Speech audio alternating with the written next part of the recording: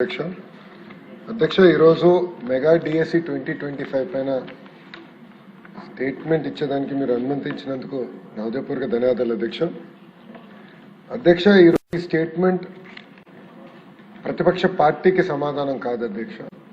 ఒక మంత్రిగా ఆంధ్ర రాష్ట్ర ప్రజలకి డిఎస్సి అంటే ఏంటి, ఎలా చేశాం, ఎలా నిర్వహించాము, అదేవిధంగా గౌరవ సభ్యులందరూ కూడా డిఎస్సిని ఎట్లా పకడ్బందీగా చేశామో తెలియజేయాల్సిన బాధ్యత నా పైన ఉంది కనుక మీ అనుమతి కోరటం జరిగింది అధ్యక్ష. గౌరవ సభ్యులందరూ కూడా కోరేది వాళ్ళ టేబుల్ పైన ప్రత్యేకంగా డిఎస్సి గురించి ఒక పుస్తకం వేసి గౌరవ సభ్యులందరూ కూడా అందిస్తాం జరిగింది అధ్యక్ష. అంటే డిఎస్సిలో ఎలా ప్రాసెస్ పాటించాము, అంతేకాకుండా డిఎస్సి పైన ఎలా రాబోయే రోజుల్లో కూడా ఎలా ముందరికి తీసుకెళ్లబోతున్నాము, దాంతోపాటు ప్రత్యేకంగా మెగా డిఎస్సి పైన ఉన్న మిత్స్ ఏంటి, ఫ్యాక్ట్స్ కూడా వివరిస్తాం జరిగింది అధ్యక్ష. అంతేకాకుండా స్పోర్ట్స్ కోటా గురించి కూడా డీటెయిల్డ్ గా సమాధానం ఇస్తాం జరిగింది అధ్యక్ష. అంతేకాకుండా ఎఫ్ఏక్యూస్ కూడా, ఎందుకంటే గౌరవ సభ్యులు కూడా డిఎస్సి గురించి ఒక డీటెయిల్డ్ గా అర్థం చేసుకోవాల్సిన అవసరం ఉంది అధ్యక్ష. అందుకే ఈ పుస్తకం కూడా రూపొందించి మీ అనుమతితో, చైర్ అనుమతితో గౌరవ సభ్యులందరూ కూడా ఇస్తాం జరిగింది అధ్యక్ష. డిఎస్సి అనేది ఒక బాధ్యతగా ప్రజాప్రభుత్వం తీసుకుంది అధ్యక్ష. ఎందుకంటే 2024 ఎన్నికల ముందల Telugu Desam party, Janasena party, Bharatiya Janata party 3 పార్టీలు కలిసికట్టుగా ప్రజలకి హామీ ఇస్తాం జరిగింది. ప్రతి ఏటా డిఎస్సి చేస్తాం, మొదటిది మెగా డిఎస్సి చేస్తామని ఆనాడు హామీ ఇస్తాం జరిగింది అధ్యక్ష.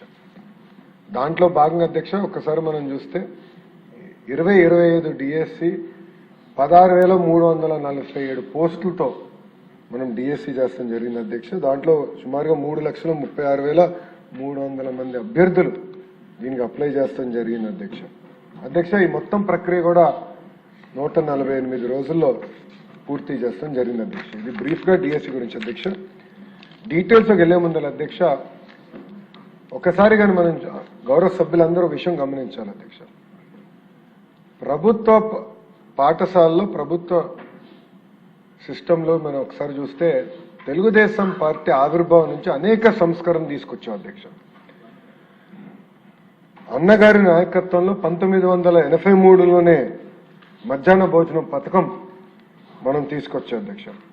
అంతేకాకుండా ఈరోజు పొద్దున గౌరవ సభ్యులందరూ కూడా మాట్లాడారు, అయ్యన పాత్రుడు గారు కూడా చెప్పారు అధ్యక్ష. బీసీ సోదరుల కోసం ప్రత్యేక రెసిడెన్షియల్ స్కూల్స్ కానివ్వండి, అటు ఎస్సీ సోదరులకి ప్రత్యేక రెసిడెన్షియల్ స్కూల్స్ కానివ్వండి ఏర్పాటు చేసింది అన్న ఎన్టీఆర్ అధ్యక్ష. అంతేకాకుండా మహిళల కోసం ప్రత్యేకంగా తిరుపతిలో పద్మావతి విశ్వవిద్యాలయాన్ని కూడా ఏర్పాటు చేస్తాం జరిగింది అధ్యక్ష. దాని తర్వాత అధ్యక్ష గౌరవ ముఖ్యమంత్రి చంద్రబాబు నాయుడు గారు ప్రత్యేకంగా ప్రభుత్వ పాఠశాలను బలోపేతం చేయాలంటే తప్పనిసరిగా మనము టీచర్ రిక్రూట్మెంట్ చేయాలి. టీచర్ నియామకం కానివ్వండి, టీచర్ ట్రాన్స్ఫర్ కానివ్వండి కేవలం గతంలో జెడ్పీ చైర్మన్ చేతుల్లో ఉండేది అధ్యక్ష. సో జెడ్పీ చైర్మన్ సింపుల్ గా ఏం రాస్తే ట్రాన్స్ఫర్ అలా జరిగేది అధ్యక్ష. ఇట్లా ఉండకూడదు, పారదర్శకంగా ఉండాలని గౌరవ ముఖ్యమంత్రి గారు పంచాయతీరాజ్ వ్యవస్థలో ఉన్న టీచర్లందరినీ గవర్నమెంట్ సిస్టంలోకి తీసుకొచ్చి ఎప్పుడు లేని విధంగా పకడ్బందీగా చేస్తాం జరిగింది అధ్యక్ష. అంతేకాకుండా ప్రత్యేకంగా మహిళలకి 33% రిజర్వేషన్ డిఎస్సిలో తీసుకొచ్చిన ఘనత తెలుగుదేశం పార్టీ అధ్యక్ష. కౌన్సిలింగ్ విధానం తీసుకొచ్చే అధ్యక్ష మీరు చూస్తే టీచర్ ట్రాన్స్ఫర్స్ కూడా ఆనాడు పారదర్శకంగా మనం చేసాం అధ్యక్ష. దాంట్లో పాటు అధ్యక్ష మీరు చూస్తే 94 నుంచి డిఎస్సి విధానం తీసుకొచ్చాం. అప్పటి నుంచి 2019 వరకు మీరు చూస్తే అధ్యక్ష ఒక తెలుగుదేశం పార్టీ హయాంలోనే 1,80,000 మంది టీచర్ని నియామకం చేశాం అధ్యక్ష. అది ప్రభుత్వ పాఠశాలల పట్ల మాకున్న చిత్తశుద్ధి అధ్యక్ష. కానీ అధ్యక్ష 2019లో ఏం జరిగిందో గౌరవ సభ్యులందరూ కూడా తెలుసుకోవాల్సిన అవసరం ఉంది అధ్యక్ష. 2019 నుంచి 24 వరకు ఒక్క టీచర్ రిక్రూట్మెంట్ జరగలేదు. అంతేకాకుండా అధ్యక్ష 12 లక్షల మంది పిల్లలు ప్రభుత్వ పాఠశాలలకి దూరమయ్యారు అధ్యక్ష. ఆనాడు పెద్ద పెద్ద మాటలు మాట్లాడారు అధ్యక్ష. డీటెయిల్స్ లోకి వెళ్తే 12 లక్షల మంది పిల్లలు ప్రభుత్వ పాఠశాలల నుంచి ప్రైవేట్ పాఠశాలలకు వెళ్ళిపోయారు అధ్యక్ష. అధ్యక్ష, ఉపాధ్యాయులు అనేది మనం అందరం గౌరవించాలి అధ్యక్ష. ఉపాధ్యాయుల్ని ఈరోజు కూటమి ప్రభుత్వం ఒక సింగపూర్ కి ఫిన్లాండ్ కి ట్రైనింగ్ పంపిస్తే అధ్యక్ష, గత ప్రభుత్వం ఏం చేసింది అధ్యక్ష? టీచర్ని ఏకంగా వైన్ షాపుల ముందర పెడతాం జరిగింది అధ్యక్ష. టీచర్ ఇది మీడియాలో వచ్చింది, నేషనల్ మీడియాలో వచ్చిన ఆర్టికల్ ని నేను ఈరోజు గౌరవ సభ్యులందరికీ చూపిస్తున్నా అధ్యక్ష. ఆ రోజు మనందరం చూసాం వైన్ షాపుల ముందర ఎట్లా ఉపాధ్యాయుల్ని నుంచోబెట్టారు అధ్యక్ష. అంతేకాకుండా అధ్యక్ష, జియో 117 గౌరవ సభ్యులందరూ కూడా తెలుసు, ఎందుకంటే పాదయాత్రలో ఇక్కడ అందరితో నేను కలిసికట్టుగా నడిచిన వాడిని, అందరూ నాతో మమేకమయ్యారు. జియో 117 గురించి చాలా డీటెయిల్ గా మేము చర్చించాలి అధ్యక్ష. ఈ జియో 117 వల్ల ప్రభుత్వ పాఠశాలలు చాలా తీవ్రంగా నష్టపోయినాయి అధ్యక్ష. అధ్యక్ష, మనం అందరం ఆశీర్వాదం అధ్యక్ష. మీరు చూస్తే 1 క్లాస్ 1 టీచర్ కేవలం ఒక 3 to 4% పాఠశాలలో ఉండేది అధ్యక్ష. మన ప్రభుత్వ అధికారంలోకి వచ్చిన సమయానికి కేవలం 3 to 4% పాఠశాలలోనే ఉండేది అధ్యక్ష. అధ్యక్ష, ఇక్కడ అనేక సందర్భాల్లో నేను ఏ విషయం మాట్లాడినా నా యువగలం పాదయాత్ర గురించి కూడా మేము మాట్లాడటం జరుగుతుంది అధ్యక్ష. ప్రత్యేక అధ్యక్ష గౌరవ సభ్యులు కూడా ఉన్నారు, కర్నూలు పార్లమెంట్ కి చెందిన వాళ్ళు. నాకు ఇప్పుడు కూడా గుర్తుంది అధ్యక్ష, పాదయాత్ర చేసినప్పుడు ప్రత్యేకంగా ఆలూరు కానివ్వండి, ఆదోని కానివ్వండి, మంత్రాలయం ఆ ప్రాంతంలో చేసినప్పుడు అధ్యక్ష, వందల కొద్ది వాహనాలు బొలేరోలో మహిళలు కింద ఉండేవారు, బల్ల పైన మగవాళ్ళు ఉండి వలసలుగా గుంటూరుకు వచ్చేవారు అధ్యక్ష. అంటే టీచర్లు లేరు, పిల్లల్ని చదువు పంపించినా టీచర్ లేని పరిస్థితి, వాళ్ళు నేర్చుకోలేని పరిస్థితి, దానివల్ల నిరుద్యోగ ఇబ్బంది, చివరికి ఉద్యోగ ఉపాధి అవకాశాలు రాక వలసలుగా వచ్చి గుంటూరులో పనిచేసి 3 నెలలు 4 నెలలు పనిచేసి మళ్ళీ తిరిగి కర్నూలుకి వచ్చారు అధ్యక్ష. అది నేను కల్లారా చూశాను అధ్యక్ష. ఆనాడు నేను నిర్ణయించుకున్నాను అధ్యక్ష, మెగా డిఎస్సి ఏర్పాటు చేయాలి, ప్రత్యేకంగా కర్నూలు జిల్లాకి, కర్నూలు పార్లమెంట్ కి అవసరమైన టీచర్లు కేటాయించాలని ఆనాడు నిర్ణయించుకున్నాను అధ్యక్ష. గర్వంగా చెప్తున్నాను, సుమారుగా 10% మంది రిక్రూట్ అయిన టీచర్లు ఒక కర్నూలు జిల్లాకే వచ్చాం అధ్యక్ష. 10% వెళ్ళారు అధ్యక్ష. అయినా ఇంకా సరిపోదు అధ్యక్ష, నెక్స్ట్ రౌండ్ లో కూడా ఇప్పుడు జరుగుతున్న డిఎస్సి నియామకంలో కూడా చేస్తున్నాం అధ్యక్ష. సో మెగా డిఎస్సి అన్న ఆలోచన కర్నూలు జిల్లాలో ప్రత్యేకంగా నేను పాదయాత్ర చేసినప్పుడు నాకు వచ్చింది అధ్యక్ష. అధ్యక్ష, ఇక్కడ చూస్తే అధ్యక్ష రిక్రూట్మెంట్కి వచ్చేగల 16,347 టీచర్ పోస్టులు మనం రిక్రూట్ చేసాం అధ్యక్ష. దీనికి మీరు చూస్తే 3,36,300 క్యాండిడేట్స్, 5,77,675 పోస్టులకి వాళ్ళు అప్లై చేస్తాం జరిగినది అధ్యక్ష. గౌరవ సభ్యులు గమనించాల్సిన విషయం, 154 ఎగ్జామినేషన్ సెంటర్స్ ఏర్పాటు చేశాం. ఆ డీటెయిల్స్ కూడా వస్తాను అధ్యక్ష. దాంట్లో 19 అవుట్ ఆఫ్ స్టేట్ సెంటర్స్ లో కూడా ఏర్పాటు చేస్తాం జరిగింది అధ్యక్ష.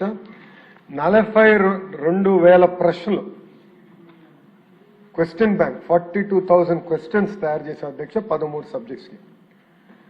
అంతేకాకుండా అధ్యక్ష మీరు చూస్తే ఈ ప్రక్రియ మొత్తం పూర్తి చేసి 148 రోజుల్లో పూర్తి చేసి 15,941 మంది టీచర్లకి ఒక పెద్ద కార్యక్రమం పెట్టి గౌరవ ముఖ్యమంత్రి గారి నాయకత్వంలో వాళ్ళకి ఆర్డర్స్ ఇచ్చిన ఘనత ఒక కూటమి ప్రభుత్వాన్ని అధ్యక్ష.